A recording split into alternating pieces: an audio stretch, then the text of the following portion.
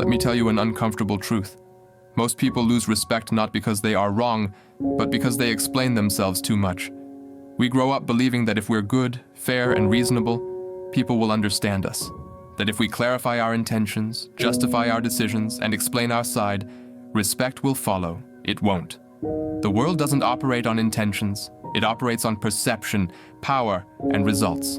And the moment you start explaining yourself unnecessarily, you signal something dangerous, that you are unsure, that you are seeking approval, that you are standing on trial. This video isn't about becoming cruel, it's not about being arrogant, and it's definitely not about silence for silence's sake. It's about understanding how respect actually works.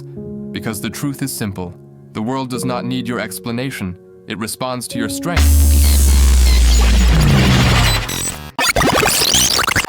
Every time you over-explain, you hand your authority to someone else. When you justify your decisions, you are quietly asking, "Is this okay with you?" And once you ask for permission, you are no longer in control. Strong authority does not argue for its existence, it demonstrates it. Look at how real power moves. A decisive leader announces a direction, then acts. A weak leader announces a direction, then explains, defends, negotiates, and backtracks.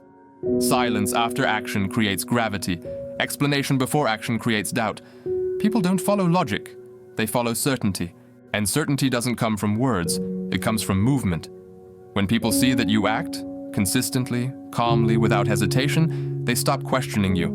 Not because they agree, but because they adapt. Here's a harsh reality. Everyone sees what you appear to be. Almost no one cares what you intend to be. You might be loyal, thoughtful, well-meaning, but if you look unsure, scattered, or apologetic, that's what the world responds to. The world doesn't have time to analyze your heart. It reacts to your presence. This is why two people can say the exact same thing, and one is respected while the other is ignored. It's not the message, it's the frame. Calm posture, controlled tone, minimal explanation. These signal confidence, even when doubt exists internally. Your inner truth is for your conscience. Your outer image is for the world. Confuse the two, and you will always feel misunderstood. Many people want to be loved. Loved at work, loved in relationships, loved by everyone. But love is fragile. Love depends on emotion, on mood, on convenience. Respect does not. Respect is rooted in boundaries, consistency, and consequence. People will disappoint those they love, but they hesitate to disappoint those they respect. Why? Because love asks for approval. Respect demands standards. The nice leader gets ignored under pressure. The fair but firm leader gets results. The friend who never says no gets used. The person with boundaries gets valued. If you must choose, choose respect. Love without respect fades. Respect often turns into love later, never the other way around.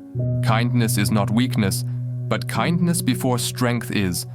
When you lead with softness before establishing boundaries, people don't see generosity. They see availability. They see permission. They see someone they can lean on and step over. True kindness only works when it is backed by the ability to withdraw it. A fortress first, a banquet second. People respect generosity only when they know it is a choice, not a need for acceptance. Be selective with your time, firm with your standards, clear with your limits. Then, when you are kind, it carries weight. You cannot command respect if your emotions command you. Anger makes you predictable. Fear makes you reactive. The need for validation makes you manipulable. The strongest people are not emotionless. They are emotionally disciplined. They pause when others panic. They wait when others rush. They move when others freeze. Fortune, luck, opportunity, chaos rewards those who are prepared. Most people explain themselves emotionally. They talk when they should wait. They react when they should observe. Silence is not weakness. Silence is control, and control is always respected. Strength does not mean aggression. Cruelty is not power. It's insecurity with volume. Real authority is calm, measured, decisive. When correction is needed, it is done once, cleanly, without drama. Dragging out consequences only teaches people that boundaries are negotiable. Decisive action creates clarity. Clarity creates trust. Benefits should be slow and consistent. Discipline should be rare but unmistakable. Not loud, not emotional, final. That balance, that's leadership. The strongest position you can ever hold is not over others, but over yourself. When you rely on approval, you are fragile. When you rely on trends, you are temporary.